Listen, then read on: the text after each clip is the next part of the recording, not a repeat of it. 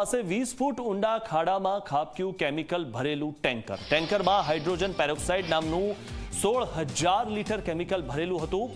Tanker highway પર પલટી ખાતા કેમિકલ લીકેજ શરૂ થઈ ગયું અને ફાયર વિભાગની ટીમે પાણીનો મારો ચલાવીને કેમિકલ લીકેજ અટકાવવાના પ્રયાસો હાથ ધર્યા। ઘટનાની ગંભીરતાને ધ્યાને લઈને પોલીસ કાફલો અને અધિકારીઓ દોડી ગયા હતા। કેમિકલ લીકેજને લઈને આસપાસના વિસ્તારના લોકોને એલર્ટ કરવામાં આવ્યા છે। અમદાવાદ વડોદરા એક્સપ્રેસ હાઈવે પર ચકલાસી પાસે આ ઘટના બની છે, ત્યારે હાઇડ્રોજન પેરોક્સાઇડ ભરેલું આ જે ટેન્કર હતું તે પલટી મારી ગયું।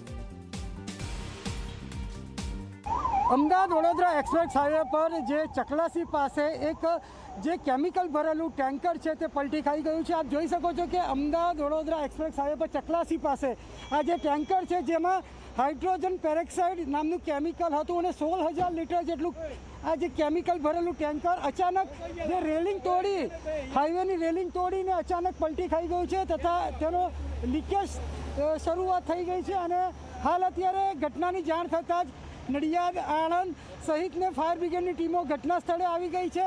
હાલ અત્યારે જે લીકેજ છે તેને કાબૂમાં કરવાના પ્રયત્નો હાથ શરૂ કરવામાં આવ્યા છે। સાથે સાથે જે નડિયાદ અને આણંદની ફાયર બ્રિગેડની ટીમ સહિત નડિયાદના ડીવાયએસપી પોલીસનો જે સ્ટાફ છે તે ઘટના સ્થળે આવી ગયો છે। એક્સપ્રેસ હાઈવે ઓથોરિટીની જે પેટ્રોલિંગ ટીમ છે તે પણ હાલે હાઈવે પર આવી ગઈ છે। હાલ અત્યારે જે છે તે કાર્યરત કરવામાં આવ્યો છે, પરંતુ કંઈ ને કંઈ જે રીતે આ જે હવામાં ફેલાઈ રહ્યું છે જે આ કેમિકલ છે તેને લઈ હાલ અત્યારે જે પોલીસ દ્વારા આસપાસના લોકોને દૂર ખસેડવાની તજવીજ હાથ ધરવામાં આવી છે। નચિકેત મહેતા, ઝી 24 કલાક, ખેડા। સુરત